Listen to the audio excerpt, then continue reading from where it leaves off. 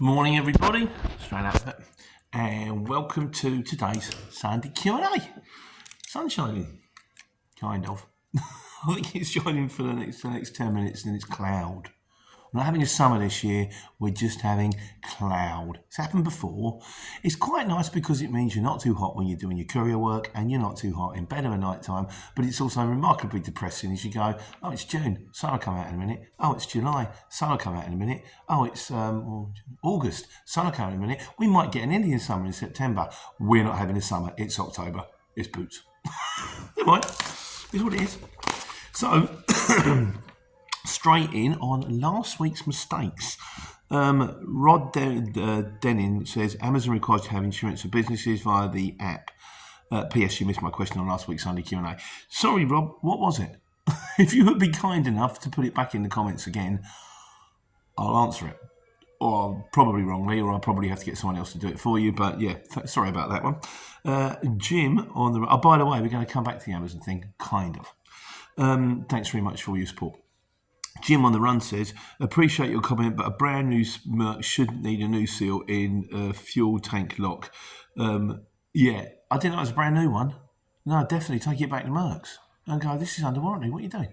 Sort it out. It's annoying that when you get, we used to call them Friday afternoon cars, because on Friday afternoon, everybody would go down a pub at lunchtime, have a few beers, then go to Vauxhall's and carry on building that car. And if you got the car that was built on a Friday afternoon, it wasn't quite right. Things didn't quite fit properly. Things had a tendency to not quite start or connect properly. Can't imagine why.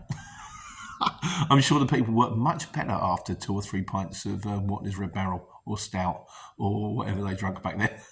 So, flat, cold, warm men's beer, 3.5%. Gotta love it. And finally, which no one else spotted, on the video of Motorway, the making of Motorway Hell on the Highway, got the name of the program wrong. All the way through, not just verbally, but also correcting it on the subtitles. Got it wrong on the subtitles too. I really am that bad. I have no idea. If you're actually watching this for advice, I'd turn off now if I was you. I generally think it's probably a good idea. But so this week's video was the hardest address to find, and this was after me trying to find an address for half an hour, 3/4 an hour, that didn't actually physically exist. Couldn't get through to the number on the paperwork, couldn't get through to the shipper, and couldn't find the address because it was never there in the first place.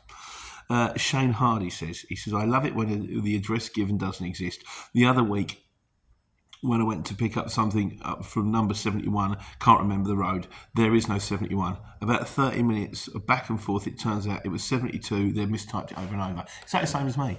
You try and pick up from 71, there isn't a 71. So what chance have you got? And you're ringing people going, oh yeah, it should be there.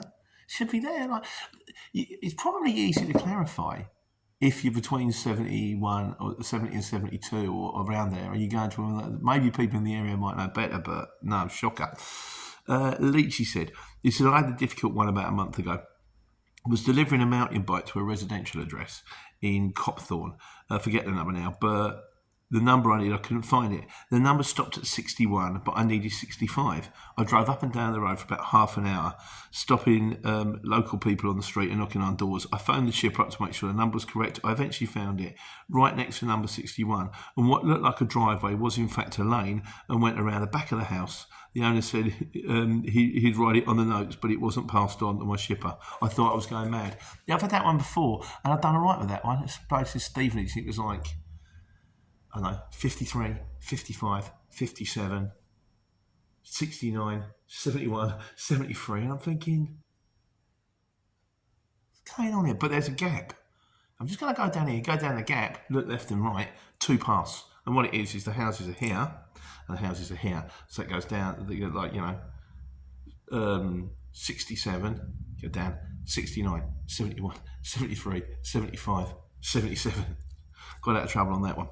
And finally on this one, Paul Oldfield says, I had an awful experience once. I was looking for a address which basically what can only describe as a bungalow ranch house style in the middle of a field on the north side of the M25. You could see the ranch, you couldn't see the ranch for the hedge and a tiny gate. I was going around in circles and circles for an hour or so. I finally found it. got the box, jumped out the gate, got halfway across the field when a lovely Doberman Pinscher comes out from one side of the ranch and a rather lovely German Shepherd from the other side of the ranch, which I did not see for the first while whilst dealing with the Doberman Pinscher. He said, by giving him the box as a bargaining tool to get me out of there, the Herman the German Shepherd decided it was his chance to bite my left bum cheek. Thank God the ranch owner heard me scream and come to rescue, but my bum hurt for days. I don't know where you stand with that. Yeah, there's one for the wise guys. I believe, because this kind of happened to me actually with the cats, if you're attacked by a dog, anywhere really, if you're attacked by a dog if you're attacked by a dog in their garden and you're in their garden, it's their fault. Because if as a dog owner, it's your responsibility to make sure that your dog is under control at all times. Because we had it with my neighbour, and apparently the cat was in their garden. Never got to the bottom of that one. But the cat was in their garden, so the cat ran for it. The dogs jumped out of their garden. It's only a narrow fence. Jumped into our garden, attacked our cat in our garden, resuming £2,500 worth of vet bills. And legally, it's down to them. And they kind of said, yeah, but the cat was in our garden, in their garden. I said, but cats have roaming rights. Cats can go anywhere they like. It's kind of like swans or something like that. But even if their dog had attacked our cat in their garden, it's not where the cat's got no right to be in the first place. It's their fault. It's the dog owner's responsibility to make sure that their dog is under control at all times. I believe that because my wife's the right Judge Judy, and obviously because we kind of had it with the cat. But there we go. So that was on the hardest address to find. Also, Motorway, the making of called Motorway Hell on the Highway. And if anybody doesn't know, not that I've plugged it enough times, I'm on Channel 5 at the moment on Friday nights at 8 o'clock. It's one of these dash cam footage shows. They called me in as one of the resident experts. Try not to laugh too loud at that point. Yes, I'm on it. I watch it sometimes. I watch the first couple, but it's kind of... The family has seen it, and we've seen it on the telly, Dad. And if you're sitting and watching it on your own, it's a bit vain, isn't it? Oh, look, I'm watching to watch myself on TV. It's kind of not what I'm in it for, so... But I think it's entertaining. I seem to come across okay. Some of them maybe, I suppose, on watching the show, I've got a little bit of charisma, I suppose, sometimes. You'd like to hope there was a reason they chose me. But it's still, if you want to watch it, it's out there, it's okay. It's basically an excuse to watch crashes. But anyway, what you guys said about Shane Hardy says, nice to see a sneak peek into life outside the lorry, Pete. Thank you, Shane. Dale Steele says, I can see this being the start of a TV career, Pete. You've got the personality. Congratulations. Dale, that's very kind of you, but I cannot see it as the beginning of a TV career. I can see it as very short. Your 15 minutes start now. Andy Warhol on it. Everybody gets 15 minutes of fame. And Kirsten McCall wrote a great song called Your 15 Minutes Start Now. Yeah, I think mine started about 2 weeks ago, and they're due to finish sometime in autumn. There you go. And of course I've got this. Does this count as fame? Oh, I don't know. Paul Oldfield says, car crash TV. Bloody hell, that tiny screen. You know what they're going to do in the last episode? They're going to play one of your accidents to see what you say about that. The one I really would never want to see again was the one where I backed my lorry off a cliff. That was just horrific. Really, when things were starting to go wrong, what did I do? I backed my lorry off a cliff. Like the Italian job. It was like, oh, God. But I'm still here. I got through it. Charles Dickinson says, star of the road, star of TV. Kind of playing it very fast and loose with both of those. Charles, but thanks for the comment anyway. And Gareth Croft says that mirror camera device is called Inter. Hang on, INTER. Terratron? Is that how you pronounce it? You can't leave that in the comments. Nobody is pronounced it. No, I still have to read it again. I think it says Terratron. Normally used for interviews or interrogations. Fabulous. That's good to know. So, right. The wise guys. So this week's Wise Guys is on bonded warehouses, which I'm not reading out because separate sheet. 9/10 of that is from Godzilla's. Thanks very much, mate. What we're going to do, separate video. I did say, is there anything I can do for separate videos that I think would be useful that people can go straight to rather than just getting lost in the middle of a Q&A? Something on bonded warehouse. Oh, I didn't know what a bonded warehouse is. Let's find out. I'm going to try and Janet and John it a little bit. So it flows a bit better, so I'm going to do that one. So thanks very much for all your on the Wise Guys on bonded warehouses. I will do it as a separate video. Also, it gives me a chance, cards on the table. We do the Q&A because it gives me an idea for free content. You guys go, what about this? And oh, interesting idea for a video. Otherwise, you're going to run out of ideas. So keep them coming. Anything you want to know about, keep them coming, including the question from Rob Darren. Bring it back on. I'll do it. Free content. Cheers. So we're straight into miscellaneous now. The miscellaneous this week. Craig MCG says, oh yeah, it's about fuel cards. Still trying to work out. This is kind of cool. I like this. So he says having 3 or 4 fuel cards is counterintuitive. The time you spend watching prices, waiting for the new price to come in via the fraction of the pence saved, not to mention the time you spend on it. And you're right, it's a pain. Unless there's going to be a massive difference, you go and you wait to see it come in. We're going to use this one this week, and what have you say? There's got to be an equation between.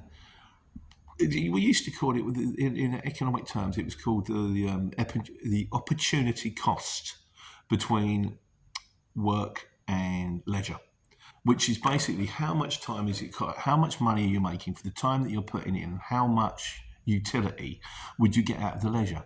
And if the amount of money, and if it's extra money that you're making for working harder is less than the money that is less in monetary terms, and you'd have the time off to be much happier. Like there's kind of like a money versus happiness balance here.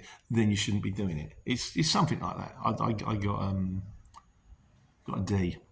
So I'm not really the guy to talk about this one, but it's something like that. Anyway, he goes on, he says, I have two cards, 1 Key Fuels and 1 UK Fuels. I always used to run with the firm. We used to run with BP and Key Fuels. Not Key Fuels, UK Fuels. What's UK Fuels? Yeah, back in the day, that was fine. I think BP and Shell would work quite well as well. If you could have 3, just because, when you're running out of diesel and then you go and think, oh, I've got the service, and you pull in, I haven't got this card. Although I've noticed more and more now, UK Fuels and Key Fuels is appearing, welcome breaks are appearing rather than just dedicated BP and Shell, which is much more useful because they tend to be. And also, that was apple green. There's a lot of apple green on the A1. That was handy because your Key Fuels or your UK Fuels will do that. UK Fuels, certainly. Steve Campbell sits on the same matter. He says, this was to do with putting the money in your account, where they used to only take £1 out if you go to like a Tesco's or something like that to get your diesel, and now apparently they take like £100 or £125. Steve Campbell says, with some accounts, such as Monzo, I've got Monzo, it's brilliant. If you pay at the pump, it only takes what you put in. The ring fence of £100 maximum. So if you don't have £100 in your account, then it takes what you have in that account only. Then if you don't put the whole amount in that you have in your account, you get the remainder back usually within 10 minutes. Okay, so they don't leave you high and dry. That's kind of cool. It's just failing that if you don't have £100 in your bank or so, and you only want to put £30 in your tank because you need the other £70 straight away for something else immediately, don't use the pay at pump. Use the cash machine and pay with cash. Presumably, or just don't use the pay at pump, put the fuel in, walk into the kiosk, hand your card over, and they'll take 30 quid off you. I guess. I don't know. And Godzilla's. On the map, this is to do with jet fuel. He's the man who'd know. He said at the airport they helped themselves to some jet fuel. They pulled into the perimeter road and ran a hose to the fuel farm. It's called a fuel farm, that's interesting, which must have been around 200 plus foot long. A hole in the fence, bye-bye, I'm not sure how many 100 litres. Now, this is patrolled by ops, security and armed police, even a couple of vans who come past every 10 minutes to find those daft enough to stop in the middle of nowhere to drop people off. Endless amounts of cameras, and of course the public is coming and going. It just goes to show it's a losing fight against fuel thieves. So there you go. But yeah, Can you? I'm curious to know. Can you use jet fuel in anything other than a jet? I mean, if you put it in your car, will it work? If it works, does that mean your car will go really, really fast? Will your car take off? I did that once. I accidentally put my car keys in my house, and my house started up. So that's strange. So I took it for a ride around the block. As I was driving around the block, I got pulled over by the police. They pulled me over. The guy's going through the details, name. He says, "Where do you live?" So I live here. Steve Campbell. This is on how far can you drive? His one was Sunderland to Plymouth and back in a car, which is legal. Oh, by the way, hang on a second. Also, there was a whole section on do you need insurance for Amazon? Once again, thanks for the free content. We'll be doing that one separate, so a big thanks to Shane Hardy, Steve Campbell, and Godzilla, as usual, contributors to the show. We lost without you guys. Yes, that's Steve Campbell. Sunderland to Plymouth and back in a car, which is legal. Sunderland to Plymouth and back. I guess that's probably pretty much just no, that's further. In a van, it's illegal. Even though there is no tachograph on the van, you still come under domestic driving rules if you drive more than 4 hours in a day, which you are limited to 10 hours in a 24-hour period. So same as truck driving rules then. If you're driving for work purposes, if in a hire van and not work purposes, then it's legal. So if you're driving for work, is what you're saying, in a van, you're on the same rules as truck drivers, which is 9 hours a day, 4.5 hours before you have to have a break, and 10 hours twice a week. If it's not for work purposes, do what you like. Brilliant. Have a crash. But there you go. Thanks. And that's a long way. Sunderland to Plymouth and back is a long way. Niall Wilson says, the longest I've driven in one go is 15 hours. John O'Groats to Land's End in a car when I was a taxi driver. You can't really drive much further than that, can you? I believe that possibly is the furthest you can drive in this country. It's from the most northerly point to the southerly point, I believe. Wow. Is there a reason why? Because there's got to be a reason. No, get back to me on that one. Because John O'Groats to Land's End, everyone knows he's like from John O'Groats to Land's End. So was it a charity thing, or what's all that one about? He goes on. He says, as for recovery, because this was to do with a relay thing, RAC will take you direct, but AA is relay. Apparently, I got that one wrong as well. As for recovery, all drivers can't go outside a certain radius of base. If they go into tachograph territory. So I think what he's saying is, certain recovery trucks are not on tachos. Is that true? Once again, let's get back to the white skies for next week. Back in the day, I knew a driver that had a transit recovery truck and a light car. One way and a motorcycle return. So I presume he took the car down and put the motorbike back. He did 35 hours straight driving with a few breaks for nap. But he did have the owners with him. So presumably they were looking at him going, come on, we need to get this back. And if he had breaks for naps. 35 hours. I don't know about that. And finally, this week goes down to CP Transport Services. He says, would you ever run on your own again? I would love to. I'll be honest with you. I miss the freedom. I miss the money. But at the moment, it's not an option for me. But never say never. Anyway, that's this week. So once again, thanks for all the ideas for videos. We'll get them ones out. We'll get the one out for Amazon, which I think would be really helpful. Because I imagine a lot of people go, I want to do flex, I want to do relay. Do I need insurance? I'll probably do it, get it wrong, and then have to do it again. And also the bonded warehouse, which I'm sure will come in. It was interesting to me. So there we go. Thanks, guys. Enjoy your Sunday. Once again, sorry I'm late, but there's been an awful lot going on lately. Just we painted the third bedroom this weekend, which Charles did, but then there's the fallout. Rebuild the bed, put the TV up, clear the rubbish out of the in-laws' garage. And it just rebuilding a bed and putting a TV up should have taken about half hour, 3/4 an hour, 2 hours. I'm useless, utterly useless. This screw's not going in, it's going in the wrong. Oh, I put this one in. Oh, it's plasterboard. I've got some plasterboard raw plugs somewhere. No, I can't find them. It's okay. I'll use these big ones. Now I've drilled the hole too big. Now there's a great big hole in the wall. I'm hopeless. I'm that guy that sort of decides to do a job, and they said, "Can you tighten the nut underneath the sink?" I took one look at it and went, "No, I'll flood the house." I'm the guy that does the job, to save money, and then ends up calling the professionals in and spending double the amount of money for, first of all, so that they can, before they can do the job, they have to put right the thing that I've got wrong. Anyway, that's it. I'm hoping not too much today by the garden. And of course the football. Good luck, England. Let's hope we get through, and then tomorrow everybody's going to be a little bit later for taking care and taking money.